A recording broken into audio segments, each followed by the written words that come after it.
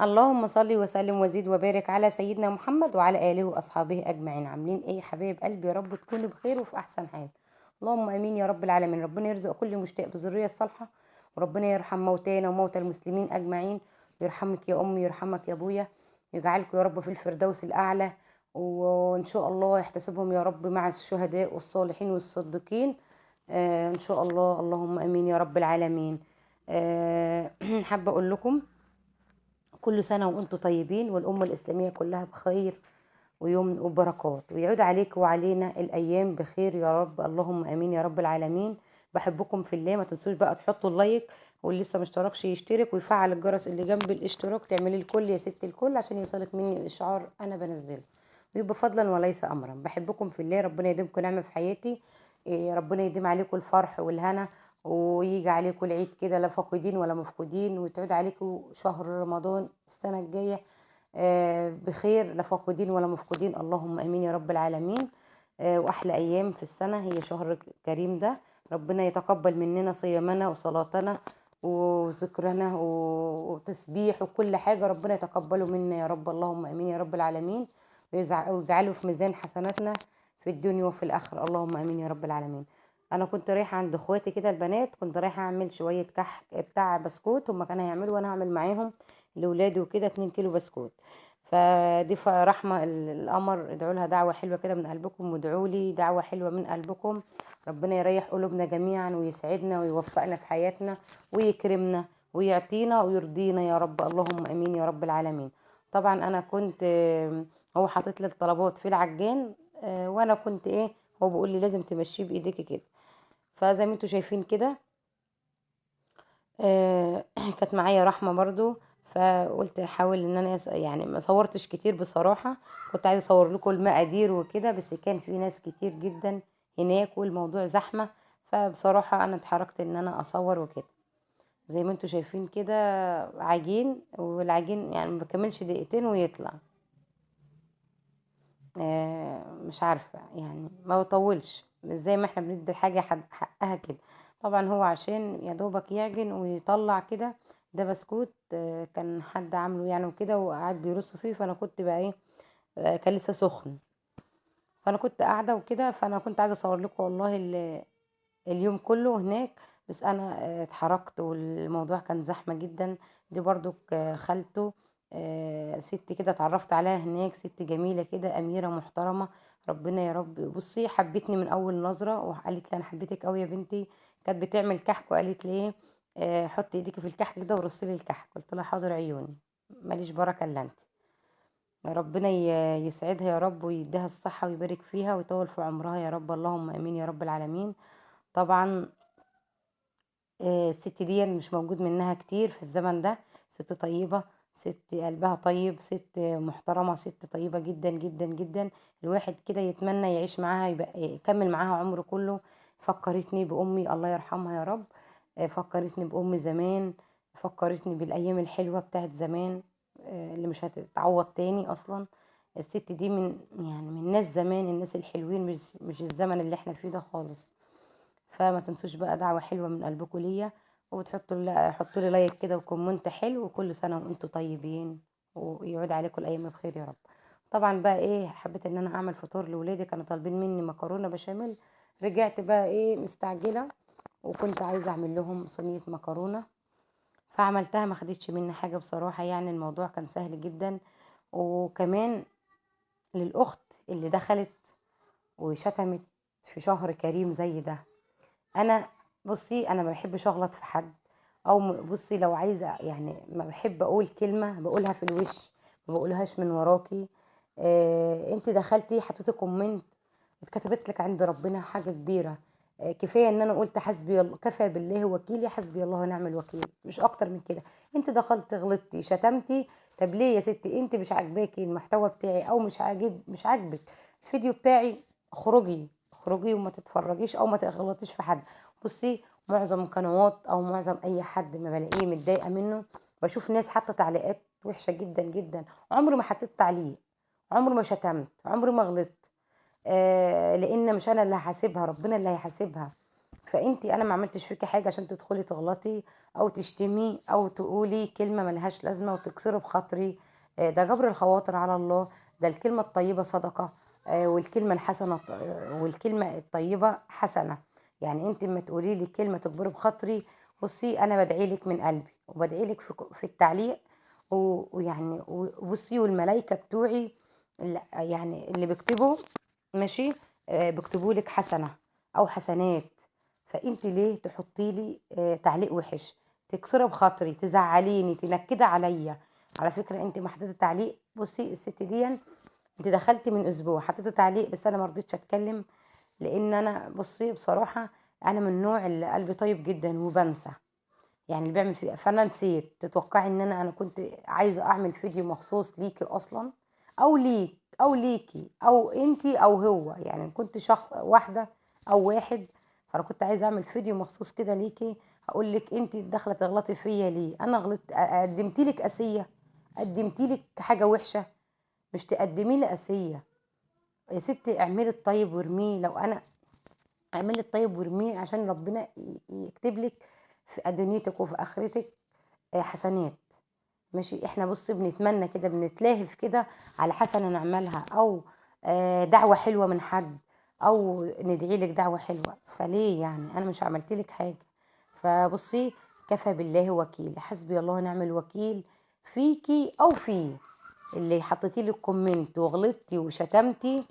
وانا عامة المحتوى مش جيت عليا انا، جيت عليا انا الحمد لله عارفه ربنا وبصلي والحمد لله ومتقيه الله في كل حاجه في حياتي. مش هتيجي انت بقى. انا ما بخافش على فكره من الناس، عشان تكون عارفه انا لو بخاف من الناس هعمل حاجه في الدره. لكن انا ما بخافش من الناس وصوتي عالي. انا دايما يعني صوتي بيبقى عالي. يعني مش بحب ان انا ايه كده، والنوع اللي هو النوع التاني دي لا. ما بحب اقول كلمه بقولها في الوش. فانتي اما حطيتي لي تعليق، عرفيني انت مين يا ستي، قولي انت مين. انا عملت لك على فكره حظر بلا بالمشترك بتاعك، او انت لو مشتركه عندي او مش مشتركه ملكيش لازمه عندي ان انت تعكري مزاجي او تحرقي دمي. انا القناه دي فتحتها باب رزق. ماشي. انا فاتحاها باب رزق، مش فاتحاها عياقه. انا ما بطلع اكل او بطلع شرب، انا مش بطلع لك اكل حمد ووفاء، انا مش بطلع لك اكل فوق. انا بعمل اللي على قدي واللي ربنا كاتبهولي واللي ربنا مقدرنا عليه والمقسوم، واللي اقل من كده بكتير بكتير بكتير انا راضيه والحمد لله. فتحت القناه دي وتعبت فيها. قناتي لسه ما تعرفتش، بس ربنا قادر على كل شيء ان هو يكبر بخاطري وهيرضيني. لان بعد الصبر جبر. لان عمر ربنا ما ضيع تعب حد. دايما بينصفنا، دايما بينصرنا على اعدائنا، على شماتنا، على اي حد فينا. طالما انا رفعت ايديا لربنا وللسما وقلت يا رب راضيني وارزقني من باب رزق حلال، خلاص مش عايزه اكتر من كده.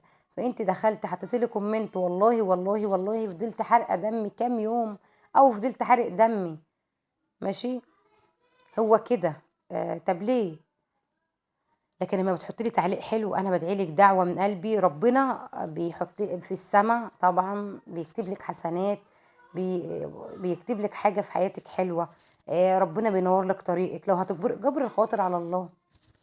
مش هتكلم كتير على الكومنت اللي جالي، لان جالي كومنت وحش. ومش انا مش انا اللي سبت الدنيا كلها وجايه عليا انا ان انا بعرض اكل ومش بعرض اكلي. طب ما الدنيا كلها بتحط اكله. وهقول لك على حاجه كمان، انا ما بنزلش الوصفه الا بعد ما باكلها اصلا يعني. عشان دي معلومة تحطها في دماغك، وكل القنوات بتعمل كده. الفيديو بيبقى مسجل قبلها بيوم باتنين وبتلاتة، بعد ما بناكل الأكلة وخلاص واتصرفت وكل حاجة ويعني وخلاص وطبخنا أكلة تانية كمان بنزلها لك. أنا مش بنزلها قبل ما باكلها. ماشي. وعامة انا بنزل لك اكل بسيط واكل على قدي، وان شاء الله ربنا يكرمني كده في القناه. ربنا اللهم امين يا رب العالمين. واعمل اللي انا اتحرمت. انا ما اتحرمتش في بيت ابويا اصلا عشان ان انا عينه في كل حاجه. انا الحمد لله راضيه وباقل من كده راضيه. ولو ربنا مش كرمني في القناه انا راضيه برضو. بس ربنا طبعا هيراضيني وعمره ما هيضيع. قال اسعى يا عبد وانا اسعى معاك. انا بقالي سنه ونص في القناه او سنه و8 شهور تعبانه فيها، الفيديوهات دي ما تعرفيش يعني كل انا ما بنزلش على طول بصراحه، عشان انا بهبط لما الاقي فيديو انا منزلاه او مش جايب مشاهدات، انا بهبط. انا بهبط. المكرونه بتاعتي طبعا يا حبايبي سهله وبسيطه واقتصاديه، مش فيها اي افتكاسات. طبعا كلنا احنا يا رهف، طبعا احنا كلنا بنعرف نعملها وشطار فيها جدا، وكل واحد ليه نفس في اكله، كل واحد ليه طريقه، وكل شيخ زي ما بيقولوا له طريقه، فكل واحد ليه طريقه في اكله. انا بصراحه انا بحب مكرونتي مش عشان هي مكرونتي انا، لا انا بحب اكلي، يعني بحب المكرونه بتاعتي وبحب اعمل حاجه بايدي. ممكن لو اكلت مكرونه تانية من ايد حد مش تعجبني، بس انا بحب المكرونه بتاعتي وطريقتي. وبصوا هي طريقتي ما بغيرهاش، ماشي. فما بحطش شوربه ولا كلام من ده، كله لبن بيبقى صافي. فما تنسوش بقى تدعوا لي دعوه حلوه كده من قلبكم، ربنا يكبر خواطركم، وكل اللي بيحط لكم كومنت ربنا يكبر بخاطره في الدنيا وفي الاخره. اللهم امين يا رب العالمين. ويرزقه كده فرحه يتعجب فيها اهل السماء واهل الارض. اللهم امين يا رب العالمين. ويكرمنا، يكرمنا جميعا. طبعا انا كنت في اليوم ده عامله مكرونه، وكان عندي حتتين لحمه في التلاجة، طلعتهم برضك وسويتهم. وبعد كده كنت مطلعه برضك وحدتين مانجا، حبايتين من المانجا. طبعا المانجا عشان مش ما تطلعش معاكي في القشر، تعمليها وهي ساقعه. هي ساقعه على ايديا بصراحه، بس انا طبعا ما بتعمليها وهي ساقعه متلجه بتطلع، مش بتطلع حاجه في القشر معاكي، وبتطلع جميله وتديكي يعني ما بتطلع ما تتهدرش. لكن ما بتسيبيها كده ان هي يعني تسيح معاكي خالص وتفك معاكي، بتطلع كلها في القشر، فحرام يعني. ماشي. فطبعا طلع الشرطة زي ما انتم شايفين كده، القشرة مش هتلاقوا فيها حاجة اصلا يعني. بصوا انا بوريكم القشر، القشر مش فيها حاجة زي ما يكون يعني مش فيها اي حاجة. ماشي يا حبايبي. فتعملها وهي متلجة، دي معلومة يعني، اعملها وهي متلجة، استحملي شوية. طبعا احنا في الصيف ونستحمل الحاجات الساقعة دي، لكن في الشتاء ما بنستحملهاش زي ما انتوا شايفين كده. معلومة ان انت تعمليها وهي ساقعة متلجة، مش بتطلع في القشر معاكي خالص، ما بتهدرش معاكي. لكن لما بتعمليها ما بتفك، بتهدر معاكي كتير وبترميها، يعني بترمي في القشر كتير يعني. ماشي يا حبايبي. فلازم نحافظ على النعمة كده، او نلم النعمة، او شوف الحاجة اللي موفرة يعني نعملها، لان الزمن ده ربنا يطلعنا منه على خير ويعديه على خير، ويجعلنا كده يا رب مستورين دايما، وربنا يكرمنا جميعا يا رب. اللهم امين يا رب العالمين. طبعا انا صفيت بحب اصفيها، بيبقى فيها شوائب كده، وانا عارفه مقدار السكر بتاعي. طبعا المكرونه معايا لسه طالعه سخنه سخنه يعني بردت، حاجات بسيطه جدا. طبعا خلاص بقى بغرف بقى عشان الفطار. تعالوا افطروا معانا. ربنا يديمكم نعمه في حياتي يا رب، ويرزقنا جميعا ويعطينا ويكرمنا. اللهم امين يا رب العالمين. بحق الشهر الكريم ده يا رب. اللهم امين يا رب العالمين. بحبكم في الله. يا رب يديمكم نعمة في حياتي. ما تنسوش بقى تحطوا لي لايك كده وتشتركوا لي في القناة. ده فطارنا الجميل البسيط. انا كنت طبعا حمرت اللحمة عشان رهف كانت عايزاها متحمرة. ربنا يديمكم نعمة في حياتي، ودمتم سالمين غانمين، واسيبكم في رعاية الله وحفظ الله. والسلامة، مع السلامة.